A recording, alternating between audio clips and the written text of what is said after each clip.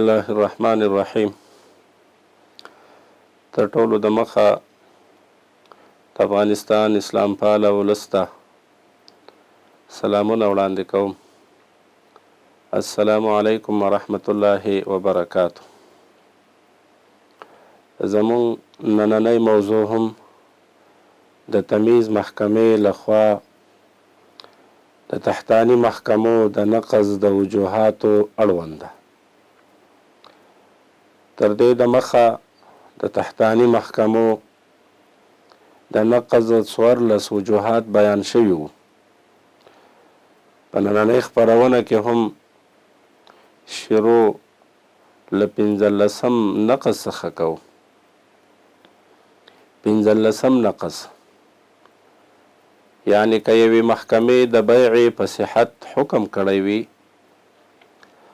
او حالاً کې په هغې کې د عقد مفسد شرط وجود ولري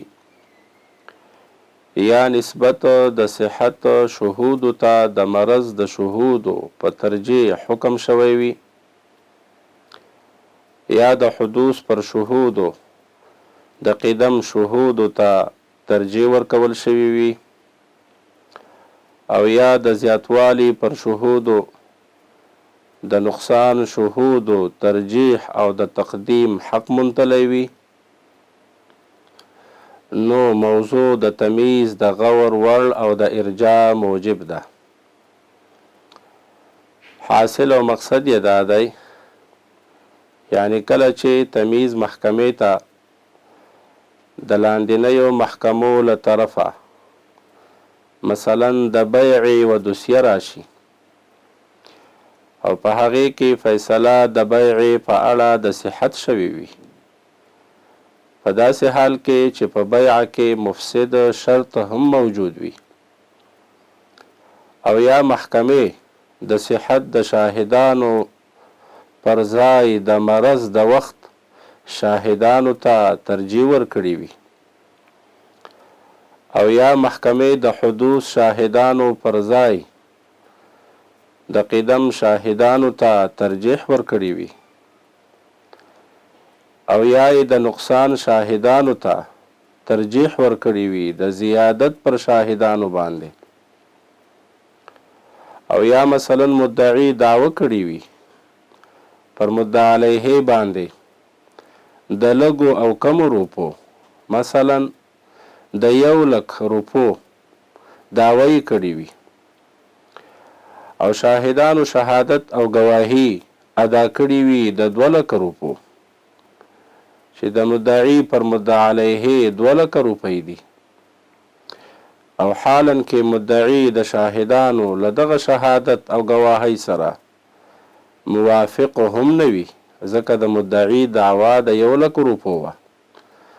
او محکمې هم د شاهدانو پر شهادت حکم او فیصله صادره کړي وي، نو په دغه ټولو پورته صورتونو کې د تمیز محکمه کولی شي چې خپله څیړنه او تحقیق وکړي او فیصله نقض کړي او بیرته یې همهغه محکمې ته راجع کړي له کومې محکمې نه چې راغلې ده. سلیم باز رحمه الله په شرح د قانون المحاکمات الحقوقیه کې په 222 ماده کې صفحه 643 کې داسې لیکلي: ان الاسباب التي توجب نقض الاعلامات على 4 انواع. یو سطر پس لیکي: الثاني ان يكون قد حكم خلافا للقانون. حاصل او مقصد دا دی، یعنی کوم اسباب چې فیصله نقضوي هغه 4 دي. د اول سبب له بیانولو پس لیکي: دویم قسم هغه دی چې حکم د قانون مخالف وي. او همدارنګه سلیم باز رحمه الله په شرح د قانون المحاکمات الحقوقیه کې په 222 ماده صفحه 643 کې داسې لیکي: السبب الثاني أن يكون الحكم مخالفا للقانون، فمن ذلك ما لو حكم بصحة البيع وفيه شرط مفسد لا يقتضيه العقد، أو بترجيح بينة المرض على بينة الصحة، أو بينة القدم على بينة الحدوث، أو بينة النقصان على بينة الزيادة، أو بقبول البينة حال كونها شهدت بأكثر من الدعوى ولم يوفق المشهود له، فكل ذلك يوجب نقض الحكم. شپاړسم نقض: که محکمې د یو مدعي دعوا اوریدلی وي او په هغې حکم هم کړی وي او حالاً کې په هغې باندې له مخکې نه واضح حکم شتون لري او حکم شوی وي، او یا د مدعا بها په بعضو موادو باندې حکم نه یې کړی، او یا یې د مدعا به نه په زیاته اندازه حکم کړی وي، او یا یې د مدعي په حق کې د داسې شي حکم کړی وي چې مدعي د هغې دعوه نه درلوده، نو موضوع د تمیز د غور وړ او د ارجاع موجب ده. حاصل او مقصد یې دا دی، یعنی کله چې محکمې په داسې شي حکم کړی وي چې په هغې باندې د مخکې نه واضح حکم شوی وي، او یا مدعا بها ډیر مواد او جزئیات ولري، مدعي د ډیرو شیانو دعوه کړي وي خو محکمې په بعضو موادو او جزئیاتو حکم کړی وي فقط، او په بعضو نورو یې حکم نه یې کړی، یا مدعي د کوم مقدار مدعا به دعوه چې درلوده محکمې د هغه مقدار نه په زیاته اندازه د مدعي لپاره حکم کړی وي، یا محکمې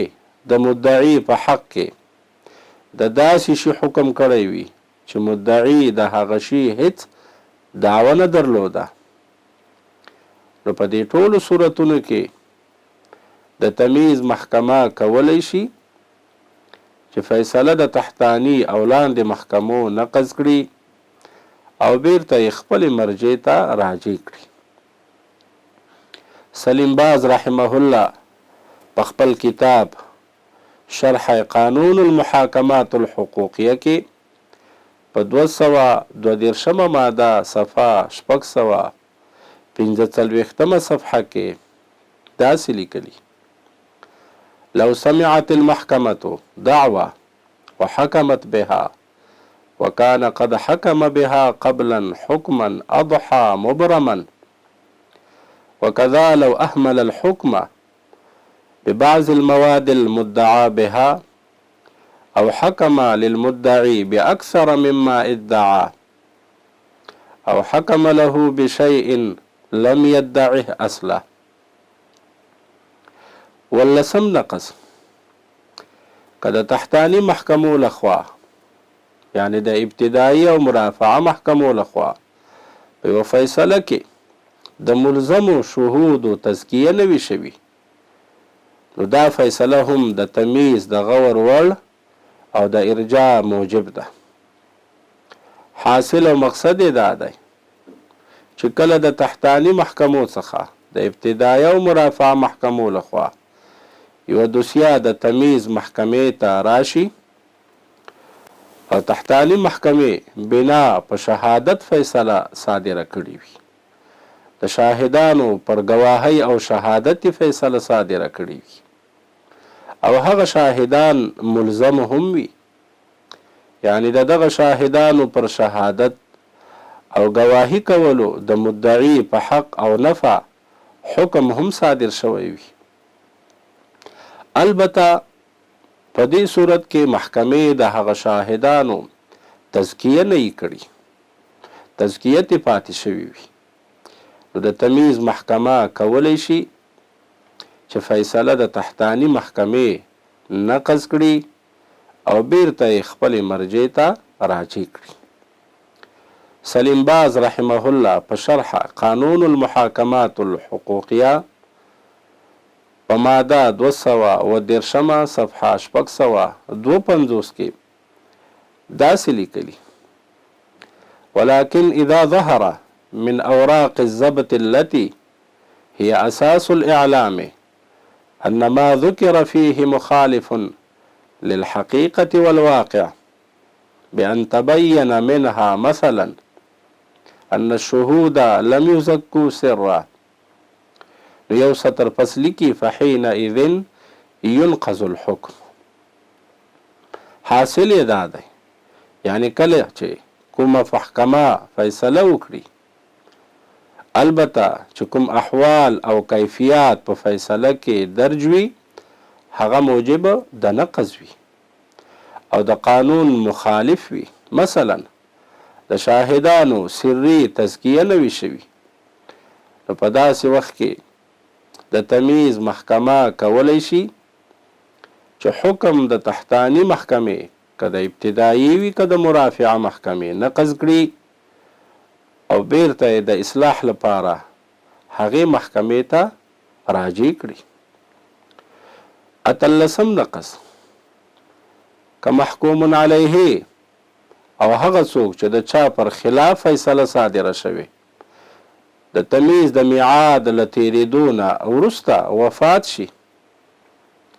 نو د ده ورثه د تمیز حق نه لري. حاصل یې دا دی یعنی د تمیز د مودې د ختمېدلو نه وروسته چې فی الحال د اسلامي امارت په حاکمیت کې د تمیز طلبۍ موده 6 میاشتې ده. که محکوم علیه وفات شي نو د ده وارثان بیا نشي کولی چې تمیز طلبي وکړي، ځکه د تمیز طلبۍ 6 میاشتې تېرې شوي. سلیم باز رحمه الله په شرح قانون المحاکمات الحقوقیه په 219 ماده صفحه 621 کې داسې لیکلي: وإذا توفي أحد الفريقين في المدة المذكورة بدون أن يستدعي التمييز فلا تسقط دعوى التمييز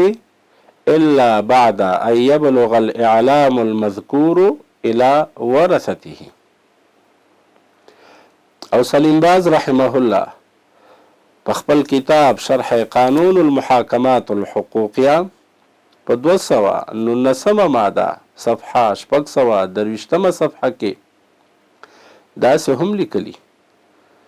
ومما يجب الانتباه إليه أنه لا يبقى للورثة حق التمييز إلا إذا توفي مورثهم في أثناء المدة، إذ لو توفي بعد فوات المدة القانونية ولم يكن قد استدعى التمييز فكما يسقط حق تمييزه يسقط أيضا حق ورثته من بعده.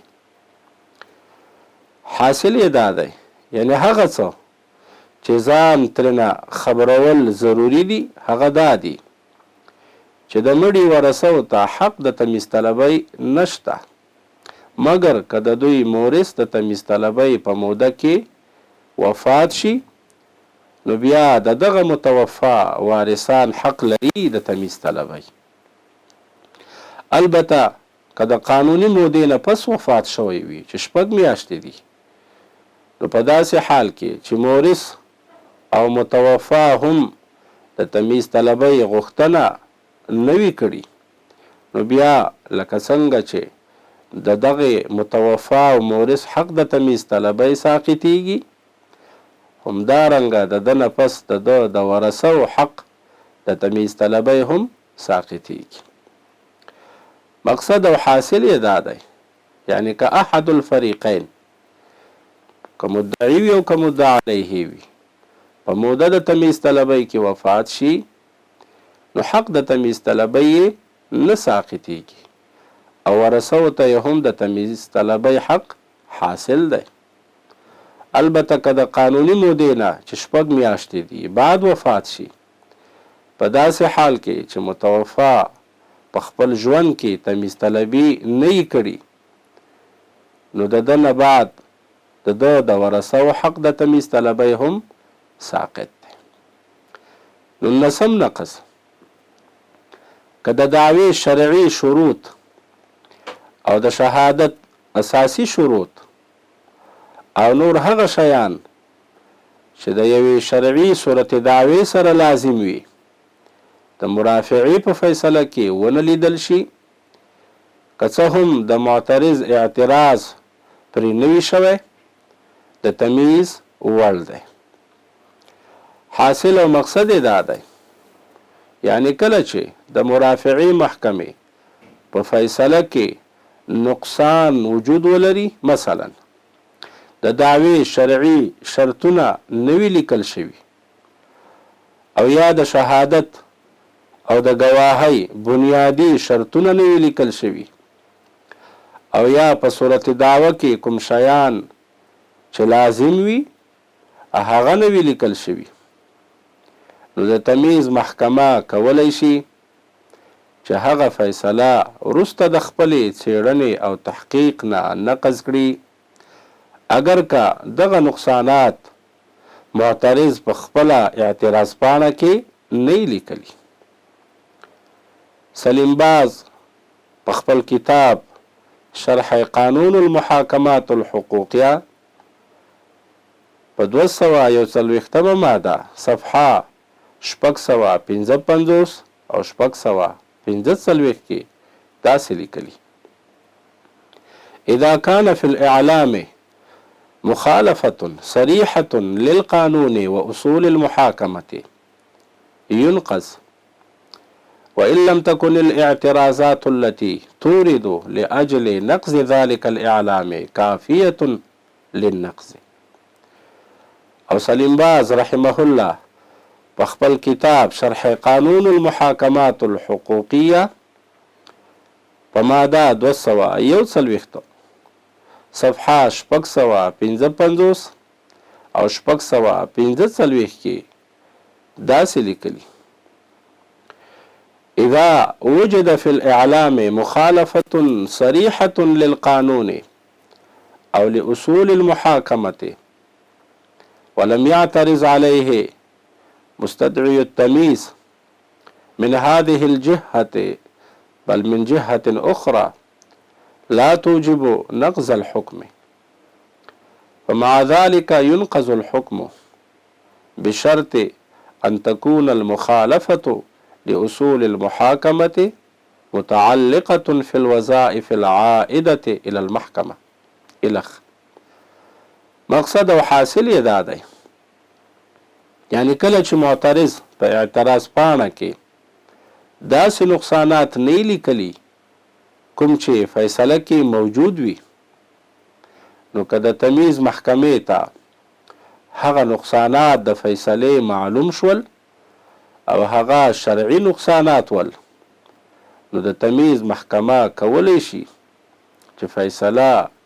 بیرته نقض کړي او اړوند محکمې ته دوباره د اصلاح لپاره ولیږي. 20 نقض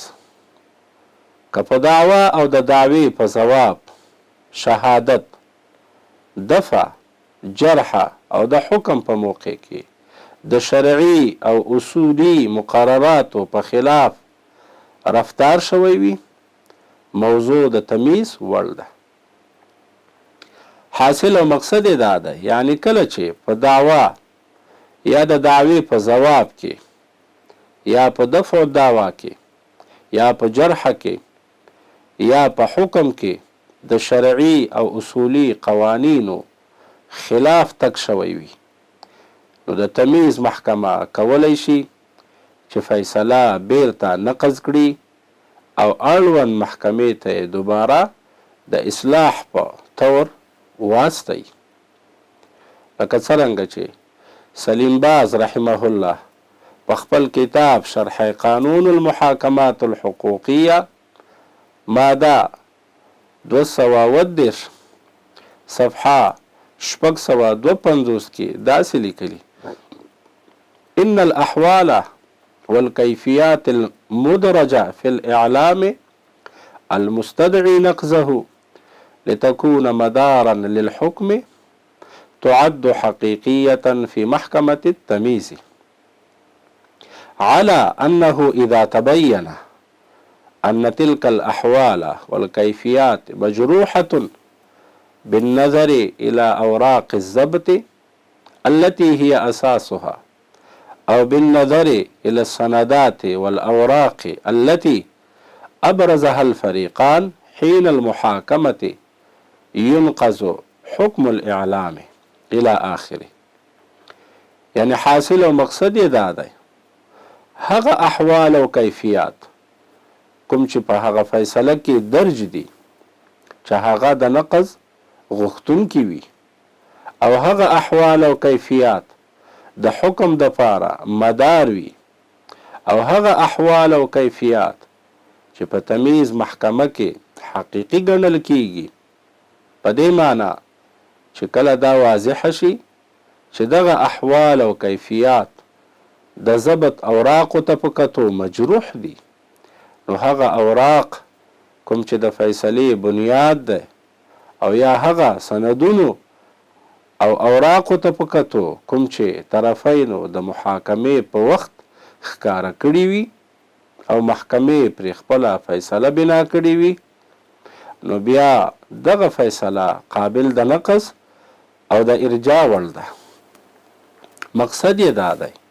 یعنی په یو فیصله کې چې کوم احوال یا کیفیات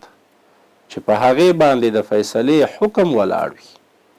او د تمیز په محکمه کې هغه حقیقي ګڼل کیږي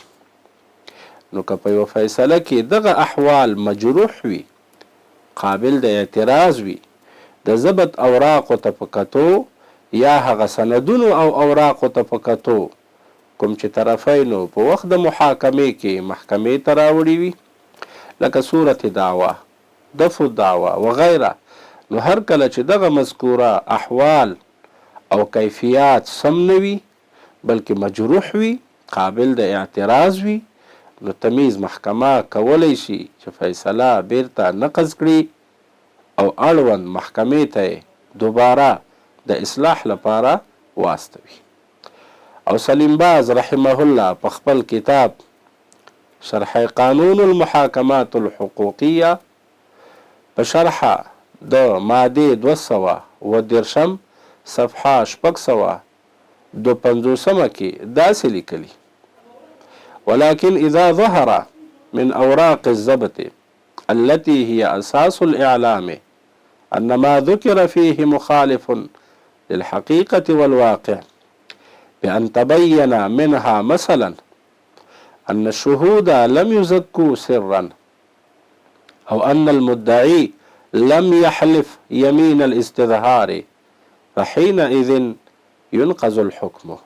إلى آخره. يعني کله چې د ضبط د اوراقونه کوم چې د فیصلې بنیاد ده